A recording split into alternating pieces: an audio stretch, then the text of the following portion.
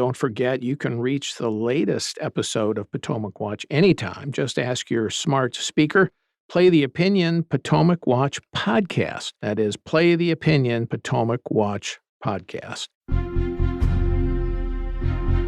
From the opinion pages of the Wall Street Journal, this is Potomac Watch. Welcome back. I'm Paul Gigot with Holman Jenkins and Kim Strassel talking about the events in Russia over the weekend, their implications for the war in Ukraine. And I want to pick up, Kim, on a point that Holman made before the break, which is the idea that Putin has long maintained his power by being the protector of the elites. And as long as he thinks they are loyal to him, he will be loyal to them. But there are costs to that. And one of the costs is sometimes promoting incompetence and keeping them in the job. And that seems to be the case with Shoigu, the defense minister, who Ed Luttwak, the strategist, points out, kind of rose more from personal loyalty to Putin than any demonstrated competence as a warfighter, rose quickly through the ranks of the Russian military. And the question we don't know, and maybe someday we will find out the answer, is, was he one of those who advised Putin that this was going to be a 4-day war and they could easily win? And of course, has turned into a 16-month catastrophe. Yeah, this is always a problem when you're a strongman, right? Is that you don't want anyone too ambitious or too talented underneath you because they risk your own rule. And, this has always been a problem for Putin. And as I mentioned before, what he does is instead he kind of tease these groups off of each other and promotes a lot of rivalries so that no one side ever gains too much power. And, even in the course of this, if you watched over the last 6 months, Putin was playing a very interesting game. He would at times embrace certain generals that Prigozhin was supporting, go back and forth in terms of who he was publicly siding with. But all of this has been very frustrating, as you note, for the elites who have suffered a lot financially. They don't like the instability.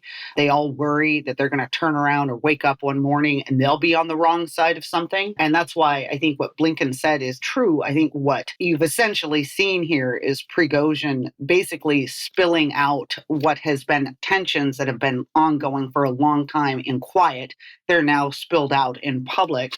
And I think it's only going to leave everyone more nervous.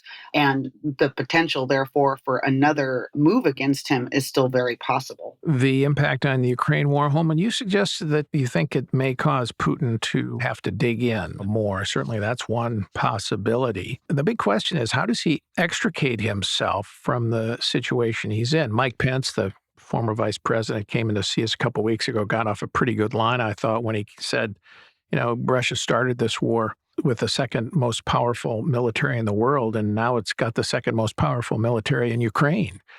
And yet Putin can't really extricate himself easily without admitting defeat, which could, again, be even more complicating for his ability to maintain power. Yeah. And well, now Prigozhin would say that Russia has the second most powerful military in Russia because Wagner is obviously more effective. Yeah, I think Putin's in a difficult situation, but the mortality tables are a solution for him. He may not think he needs to resolve things. He can just maintain a low-intensity war in eastern Ukraine and try and hold on to what he has and, sort of let the North Koreanization of the Russian economy proceed. And then it becomes someone else's problem, especially if his health is not as good as he would like us to believe. But Putin needs to be strong in order to get himself out of this by a negotiation or some kind of settlement. And I don't see how he can do that. The interesting thing about Prigozhin is that he was the one real giant regime figure to now to go formally on record saying that the war was launched on false pretenses, that there was no threat from Ukraine and NATO towards Russia, and that the Russian army was an empty, hollow husk when it was sent into this fight and was set up to lose. And he also said there were no Nazis in Ukraine, which, of course, was one of the pretexts that Putin had told his country was justified war.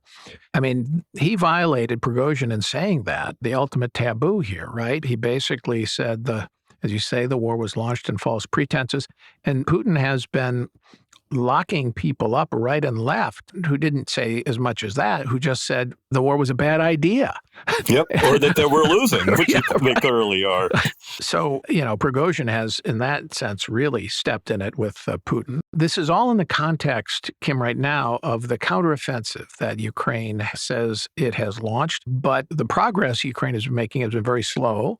You get conflicting reports of how well it's going. There's no question the Russians have very solid, extensive defensive fortifications, including extensive minefields, row after row of trenches, then reinforcements with soldiers and tanks, and then more trenches, concrete barriers.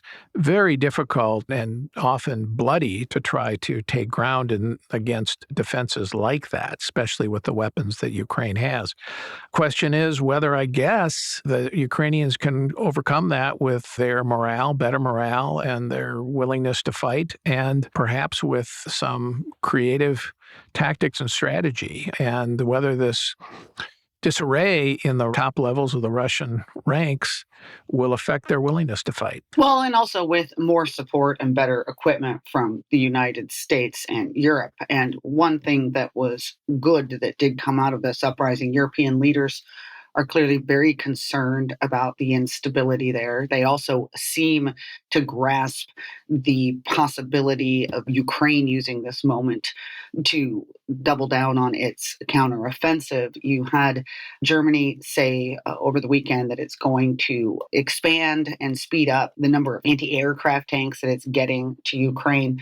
European leaders came together and said that this European-wide fund that they have to support Ukraine, they're going to double the size of it. I think they've spent about $6 billion or $7 billion. They're going to raise the level of it to more like 13. And the United States hopefully will attempt to speed up its own provision of things like F-16 jets. We don't have them there yet. I wish we had. We've been too slow on things like that. But maybe this moment is a chance for Europeans and Americans to double down on their own support for Ukraine.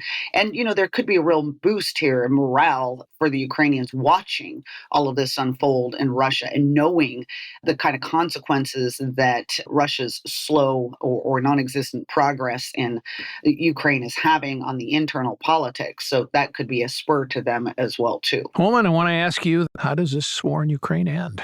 How do you think it ends? I think it ends in a Korean-style standoff with basically the fighting comes to an end, but you have two armed camps. I think, contrary to a lot of people who said that time is on Russia's side, I never agreed with that. I think as soon as Putin sees some way to wind down the fighting so he can free up resources to buck up his position at home, he will grab that. Whereas the West is just gearing up now to supply Ukraine. The tanks are coming, the F-16s are coming. That's going to take years to materialize, but Ukraine is going to be a much more powerful military and society and economy, and Russia is going to have a hard time clawing its way back to any kind of a global status as an economic power. So I think it really works for Ukraine to the Korean solution. It hasn't solved the Korean problem, but South Korea is an unbelievable, thriving, powerful place. And North Korea is, I don't want to use a Donald Trump term, but it is a real dump. And it's not a place that anyone wants to live in. So I don't think that the Ukrainians have to try and push all the Russians out of Ukraine right now in order to be the winners in this. Well, the question would be, can Zelensky sell that kind of a deal to his people? The argument has been that if you let have some kind of a truce, a la Korea, and you let Russia regroup, it has the capacity to build up its military again and threaten Ukraine. And of course, at a minimum, I would assume Zelensky and Ukraine would want guarantees from NATO, security guarantees, and probably in the scenario you described, it would want to be an actual member of NATO. So it had Article 5 guarantees of the other countries coming to its defense in the event of Russian incursion again, either by Putin or some future leader. And then there's the question of, does that mean you have to cede Crimea and this eastern territory to Russia? Yeah, I think you don't have to concede anything formally. and just let it play out, because at some point the Putin era is going to come to an end. The idea that he doesn't have the resources now to try and rebuild the military. He spent, 50 or $100 billion on it over several years prior to this war, and see what he's got for it. So I think he needs his resources now to try and prove his support among the Russian people and get their economy going again. So I think in an arms race, Ukraine wins. Kim, last question. It really concerns the degree of sustainable support in the U.S. for Ukraine in this conflict. My own guess is that this uproar in Russia actually probably helps build some support in the U.S. and in Congress for more aid for Ukraine, when it probably is going to be coming to them in maybe August or September. What do you think? I agree, especially in the Senate. I think the question is how this plays out in the House of Representatives, where, as we've talked about so many times on this show, Kevin McCarthy has such a narrow majority. And unfortunately,